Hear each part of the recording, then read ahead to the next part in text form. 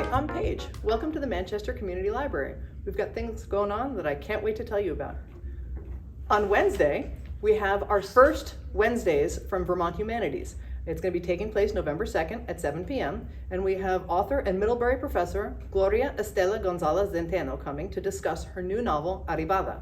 Her novel is about a woman who is pushed to confront her role in environmental and social injustice, and a well-to-do family's realization that their comfortable position rests on crimes against the natural world, their town, and their loved ones. Binational writer Estela Gonzalez writes in English and Spanish about race, class, gender, and environmental justice. She teaches Latin American literature and creative writing in Spanish at Middlebury College. Arribada is the finalist for the Feminist Press Louise Merriweather Award. Continuing with our feminist theme for the week, on Saturday, November 5th at 11 a.m., we have author Kathleen Stone coming in to talk about her nonfiction work, They Called Us Girls, Stories of Female Ambition from Suffrage to Mad Men. So in the mid-20th century America, women faced a paradox. They had gotten a great number of rights when we had gotten the right to vote, in addition to having participated in the national economy during the war effort of World War II.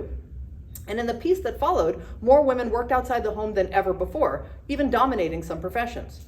However, the culture, from politicians to corporations and TV shows, portrayed the ideal woman as a housewife.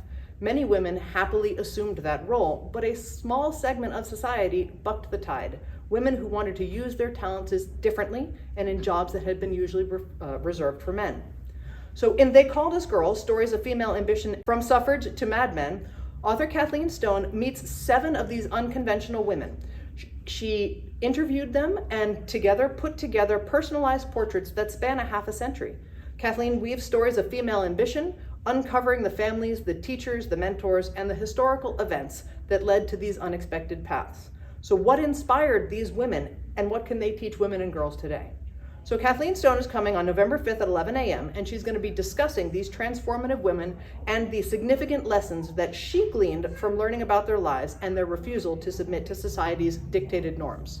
We have all of our regular programming going on as well, but I'd like to be able to draw your attention to a couple of things specifically.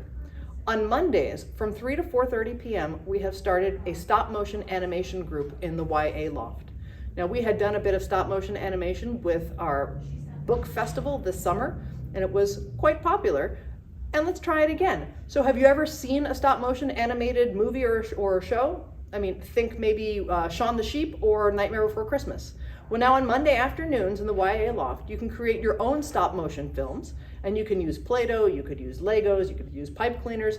I mean, really, you can use whatever you want to create your own stories. So come on by, jump on in, and have some fun. November 7th at 4 p.m. and our Fiery Froggies, our first Lego League team that meets every Monday, is having a special guest come in order to be able to talk to the group.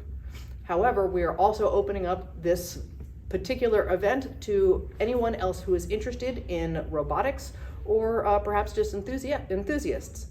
So mark your calendars. Dan Mackey from Green Mountain Power's Energy Innovation Team will be visiting us on November 7th.